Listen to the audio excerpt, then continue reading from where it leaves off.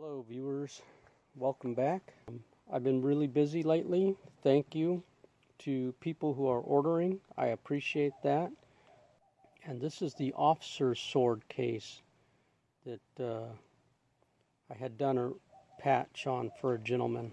So as you can see, this was all a rip and I had to glue that. And so it looks kind of crusty, but there's nothing else you can do. I mean, there's no way to, cut a different piece of leather for this, because this leather has a particular grain to it, and a particular style. Also, if you can see, I had to sew a piece behind this gusset in order to replace the gusset, and I had to hand sew all that gusset back in. All this leather is just, it's not even leather anymore. It's just like fibers. So it was really beat up, and there was no way to save it other than to restitch it, put a patch behind it and restitch it. And that's what I did. So that's it with that. And let me show you something else.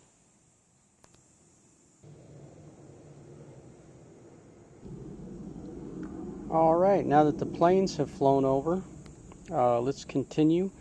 This is that interesting Philippine fighting knife. And a customer dropped this off so I could make that sheath for them.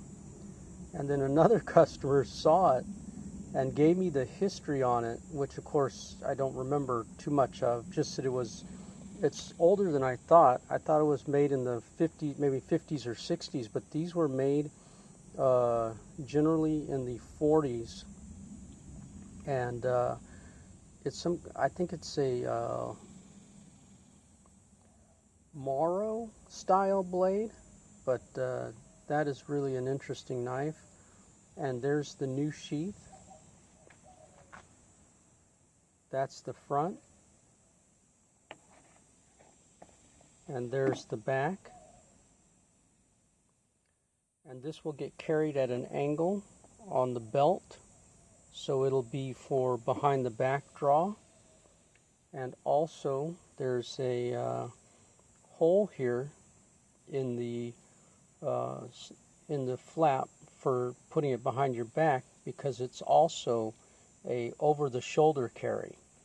So this will be canted towards blade away from the neck, very important. When they draw, the spine of the knife will be towards the neck, and the blade side will be towards the outside. And here's this snap will snap to the actual shoulder strap. Let me show you that. So here we have the strap. This is the over the shoulder strap.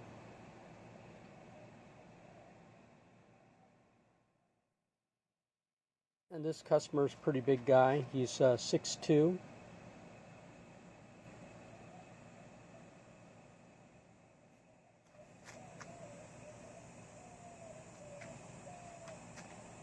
So on the back, it'll be snapped to the belt, and that'll fit a 2.5-inch belt. I gave it a little extra room.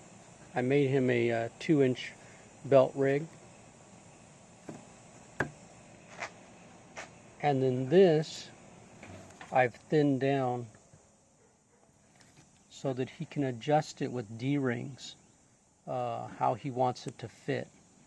And finding D-rings was a pain. If you don't find these kind of slide fasteners at Tandy, you may want to try Hobby Lobby. I was able to find some at Hobby Lobby. This is some of the hardware I found at Hobby Lobby, because Tandy did not have these type of slide fasteners.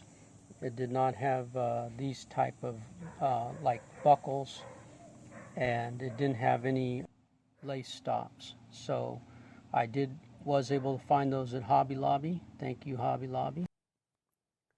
I did want to show the original sheath.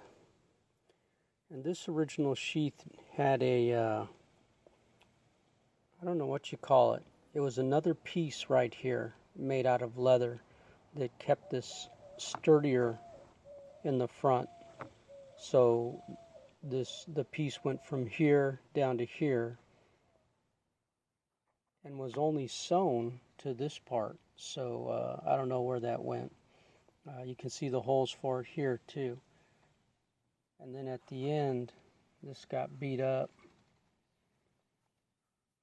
So it's all chewed up, and there's no really repairing that. So that's why you had to have a new sheath. I just wanted to point out, it looks like all this stitching was done by hand. And the interesting part of that is when they did the stitches, they went through the leather. They did not go under into the sheath. So I tried that. It's pretty difficult. Hats off to these guys. Let me see if I can pinch this, and you can see each stitch in the middle of the leather between the grain and flesh side and then coming up to the other side. I don't know. That must be one of those things that you learn, over time. You learn how to do it. Maybe they give you a bunch of scrap leather and say go to town, but that is some craftsmanship, really, because it's difficult to do. So hats off to these guys in the Philippines for making that. That's pretty cool. All right, I'm going to put this with some other clips and do a weekly update, or maybe this is 2 weeks, because like I said, thank you for the orders. Thank you for buying my items on GunBroker.